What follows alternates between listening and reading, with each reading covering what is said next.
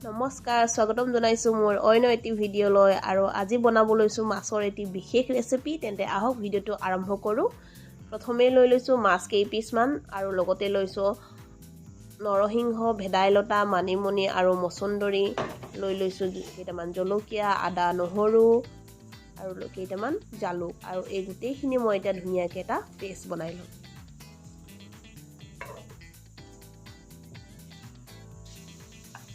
পেষ্টখিনি ৰেডি হৈ গ'ল এটা কেৰাহী গৰম কৰি লৈছো এতিয়া দি দিছো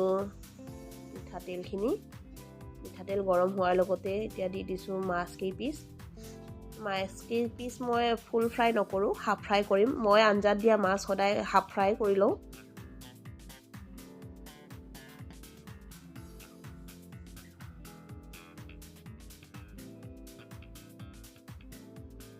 মাছ কেইপিছ ফ্ৰাই কৰি হৈ গৈছে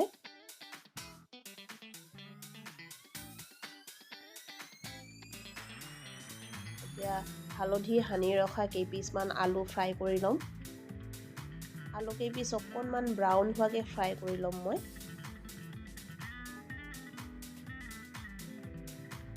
লাহে লাহে আলুখিনি ব্ৰাউন হ'ব ধৰিছে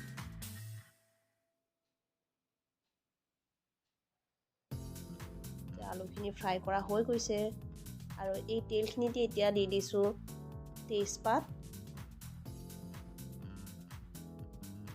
পিঁয়াজ দি অকণমান লৰাই দিছো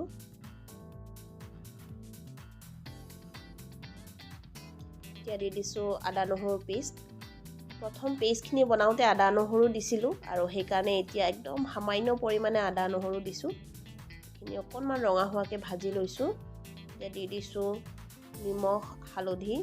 অকণমান লৰাই দিছোঁ এতিয়া ইয়াতে দি দিম পেষ্টখিনি চাকি ৰাখিছিলোঁ মই তাৰ ৰসখিনি দি দিছোঁ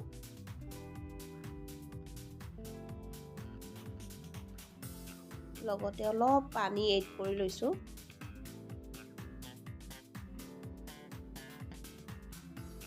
এতিয়া দি দিছোঁ আলু কেইপিছ আগতীয়াকৈ কাৰণ আলু কেইপিছ হাফ ফ্ৰাই কৰি ৰখা আছিলে যাতে ধুনীয়াকৈ সিজি উঠে আলু কেইপিছ দি অকণমান সময় ঢাকন দি ৰাখিলোঁ মিডিয়াম ফ্লেমত এতিয়া ধুনীয়াকৈ আঞ্জাখিনি উতল আহি গৈছে এতিয়া ইয়াতে দি দিছোঁ ফ্ৰাই কৰি ৰখা মাছ কেইপিছ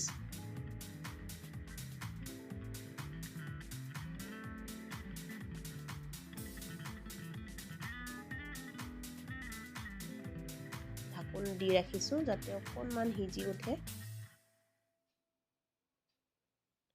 এতিয়া মাছ কেইপিছ লৰাই দিছোঁ যাতে চাৰিওফালে মাছ কেইপিছ ধুনীয়াকৈ সিজি উঠে আৰু ঢাকন দি ৰাখিছোঁ মিডিয়াম ফ্লেমত প্ৰায় 10 মিনিটমানৰ কাৰণে আৰু এয়া হৈ গ'ল আমাৰ মাছৰ বিশেষ ৰেচিপি আপোনালোকৰ যদি ভিডিঅ'টো ভাল লাগিছে তেন্তে প্লিজ লাইক কমেণ্ট আৰু ছাবস্ক্ৰাইব কৰি দিব মোৰ চেনেলটো আজিলৈ আহিছোঁ বাই